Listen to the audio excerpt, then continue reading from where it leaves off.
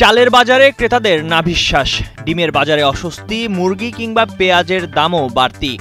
অথচ সরকারি পরিসংখ্যানে দেখা যাচ্ছে দেশের মূল্যস্ফীতি কমেছে। বিশ্লেষকরা বলছেন এ এক অদ্ভুত বৈপরীত্য। বাজারের বাস্তবতায় ভোক্তা যেখানে দিশেহারা, সেখানে পরিসংখ্যানে দেখা যাচ্ছে আশার খবর।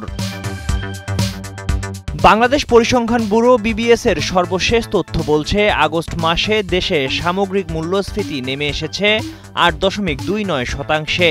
এটি গত 3 বছরে সবচেয়ে কম হার। তবে বাজারে নিত্যপণ্যের দাম এমন নয়, বরং অনেক কিছুই ক্রেতাদের কিনতে হচ্ছে বাড়তি দামে। বিবিএস এর তথ্য বলছে, শুধু খাদ্যপণ্যের ক্ষেত্রেই মূল্যস্ফীতি এখন 7.60%, যা আগের মাসে 0.04 পয়েন্ট কম ছিল। সহজভাবে বলতে গেলে ভাত, ডাল, ডিম, মুরগি, পেঁয়াজের মতো প্রতিদিনের খাবারের দাম ক্রেতাদের পকেট থেকে আগের চেয়ে বেশি টাকা বের করে নিচ্ছে। কিন্তু একই সময় খাদ্য বহির্ভূত খাতের কিছু জিনিস, যেমন একমাত্র স্মার্ট সিটি বসুন্ধরা, আধুনিকতায় এক ধাপ এগিয়ে। পোশাক, টেলিযোগাযোগ খরচ, কিছু ভোগ্যপণ্য ও সেবার দাম কিছুটা কমেছে। এর ফলে গড় হিসেবে সামগ্রিক মূল্যস্ফীতি কমে এসেছে।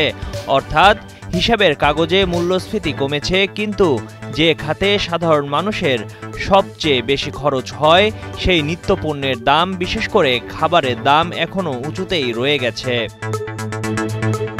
ক্রেতারা বলছেন মাসের শুরুতেই বেতনের অর্ধেক চলে যায় বাজারে। তারা বলছেন বাজারে যেভাবে খরচা হচ্ছে সেভাবে বেতন বাড়েনি। অন্যদিকে বিক্রেতারা বলছেন পাইকারি বাজারে দাম না কমলে খুচরা বাজারে দাম কমানো সম্ভব নয়। বাংলাদেশ ব্যাংকের সাবেক প্রধান অর্থনীতিবিদ ডক্টর মুস্তফা কে মুজেরি বলেন, খাদ্য খাতের মূল্যস্ফীতি নিয়ন্ত্রণে না আনলে মানুষের দুর্ভোগ কমবে না। পরিসংখ্যানে ইনফ্লেশন কমলেও বাস্তবে মানুষের ক্রয় ক্ষমতা সংকুচিত হচ্ছে। তিনি মনে করেন বাজার ব্যবস্থাপনায় স্বচ্ছতা আনা জরুরি। পাইকারি পর্যায়ে মনোপলি ভাঙা, খাদ্য আমদানিতে শুল্ক কমানো এবং কৃষিপণ্যের সরাসরি বিপণন চ্যানেল শক্তিশালী করতে হবে। না হলে খাদ্যদ্রব্যের দাম সাধারণ মানুষের নাগালের বাইরেই থাকবে। ময়ূখ ইসলাম, কালের কণ্ঠ ডেস্ক।